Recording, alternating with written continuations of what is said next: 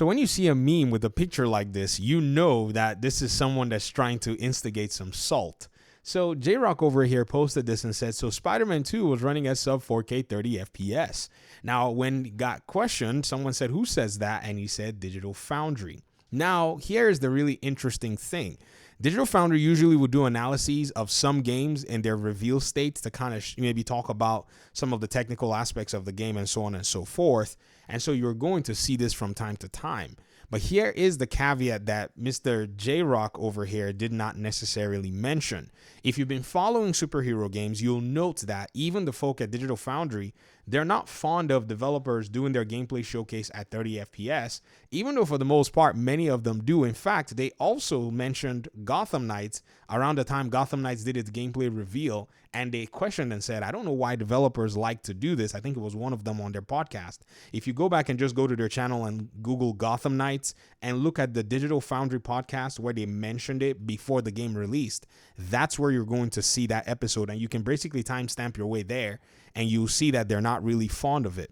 Now, this does not represent the full game. We all know this. Everybody knows that the game is more than likely going to run at similar frame rates as it's done in other titles. Now, you have to also give the developer some room to work because this new game is going to have new elements that's going to be much more hardware demanding. So possibly I can see where they can provide different modes of play, possibly at 60 FPS, maybe at 1080, maybe at 1440 with some dynamic resolution where the resolution scales to give you more performance. This is kind of what machines do these days, and it actually helps developers to give you a smooth gameplay experience where when your resolution is changing, you're not going to basically notice too much.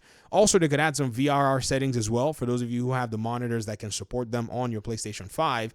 These should allow for you to get very, very good performance overall, and I think that's one big thing that a lot of folks are not necessarily talking about is even though the new game might provide you, say, a 30 FPS mode that is going to give you the very best visuals, you have to also understand that when you kind of put things together, as games are getting more and more ambitious, you're going to need more machine to be able to power them. Don't be shocked that the next set of games coming out, the PS5 Pro is going to be the one that's going to be favored a little bit to get better performance than the PlayStation 5, because the PS4 Pro basically did the same thing and also was able to get better performance overall.